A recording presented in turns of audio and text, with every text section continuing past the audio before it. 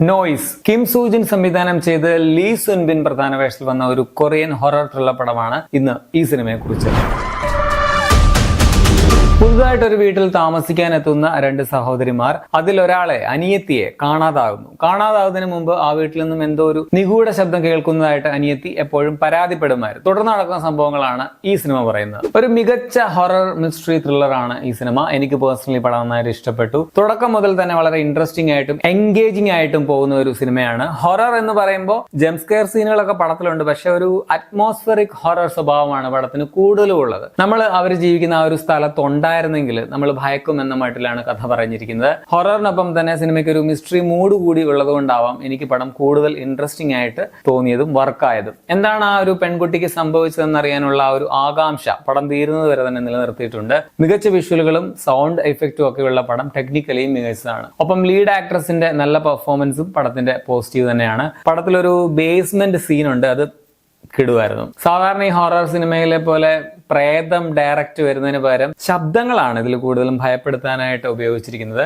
ശബ്ദം ടൈറ്റിലും പ്രധാന പ്രമേയവുമായിട്ട് വരുന്ന പടത്തില് പ്രധാന കഥാപാത്രത്തിൽ ഒരാൾക്ക് ശബ്ദം കേൾക്കില്ല എന്നുള്ളത് ആ ഒരു വൈരുദ്ധ്യം സ്ക്രിപ്റ്റിൽ നല്ല രീതിയിൽ ഉപയോഗിച്ചിട്ടുണ്ട്. അത് കൊള്ളാമായിരുന്നു. അത്യാവശ്യം നല്ല ഒരു മിസ്റ്ററിയാണ് സിനിമയിലുള്ളതും. ഇങ്ങനെ കെട്ടുപിണഞ്ഞു കിടക്കുന്ന ടൈപ്പ് കുറെ മിസ്റ്ററികളൊക്കെ ചേർന്ന ഒരു ലേയേർഡ് സ്റ്റോറിയാണെന്ന് പറയാം. മിസ്റ്ററിക്കൊപ്പം തന്നെ പടത്തിന് ഒരു സൈക്കോളജിക്കൽ വശം കൂടിയുണ്ട് എന്നുള്ളത് വേറെ കാര്യം. പെർഫോമൻസിൽ നായിക ജൂ യങ് ആയിട്ട് അഭിനയിച്ച ലീ സുൻ ബിന്നിന്റെ പെർഫോമൻസ് എടുത്ത് തന്നെ പറയേണ്ടതാണ്. കിടിലനായിരുന്നു. പ്രത്യേകിച്ച് ക്ലൈമാക്സ് പോർഷനിലൊക്കെ ആകുമ്പോഴത്തേക്കിനും പുള്ളിക്കാരി പൊളിയാകുന്നുണ്ട്. പെർഫോം ചെയ്യാനായിട്ട് നല്ല സ്കോപ്പുള്ള ഒരു കഥാപാത്രമായിരുന്നു. ബാക്കി താരങ്ങളുടെ എല്ലാം പ്രകടനങ്ങൾ നല്ലതാണ്. അന്യായ ക്ലാരിറ്റിയുള്ള വിഷ്വൽസ് ആണ് കേട്ടോ പടത്തിനുള്ളത്. പടത്തിന്റെ ക്യാമറ വർക്ക് എടുത്ത് തന്നെ പറയണം. എഡിറ്റിംഗ് നല്ലതാണ്. വളരെ ക്രിസ്പായിട്ടാണ് കഥ പറഞ്ഞിരിക്കുന്നത്. ലെങ്ത് പടത്തിന് വളരെ കുറവാണ്, അതും ഇതിന്റെ ഒരു പോസിറ്റീവ് ആണ്. ഇതിന്റെ ബാക്ക്ഗ്രൗണ്ട് സ്കോറും സൗണ്ട് ഇഫക്ട്സും നല്ലതാണ്. പ്രത്യേകിച്ച് സൗണ്ട് ഡിസൈൻ കിടുവാണെന്ന് പറയണം. ഡീറ്റെയിലിംഗ് ആയിട്ടുള്ള സൗണ്ട് വർക്കാണ് പടത്തിൽ അവർ ചെയ്തിട്ടുള്ളത്.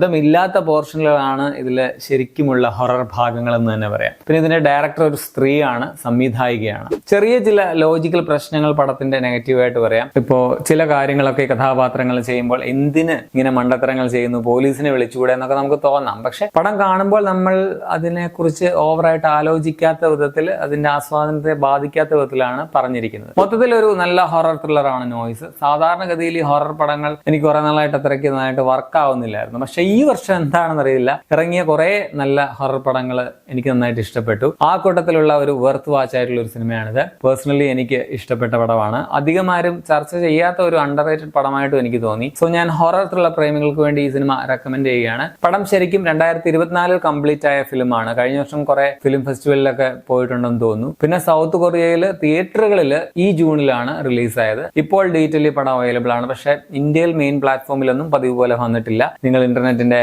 ശക്തി ഉപയോഗിച്ച് കാണുക. 1 മണിക്കൂർ 33 മിനിറ്റ് മാത്രമേ സിനിമയ്ക്ക് ദൈർഘ്യമുള്ളൂ. 18+ ആണോ ചോദിച്ചാൽ ന്യൂഡിറ്റി സെക്സ് സീൻസ് ഒന്നും ഇല്ല. പക്ഷെ കുറച്ച് ബ്ലഡ് വയലൻസ് ഒക്കെ ഉണ്ട്. ഹൊറർ പടമാണല്ലോ, അത് ഓർക്കുക. അല്ലാതെ ഫാമിലിക്ക് കാണുന്നതിന് കുഴപ്പമൊന്നുമില്ല. അപ്പോൾ നിങ്ങൾ ഈ പടം കണ്ടുള്ളവരാണെങ്കിൽ നിങ്ങളുടെ അഭിപ്രായം കമന്റിൽ രേഖപ്പെടുത്തുമല്ലോ. ശരി എന്നാ.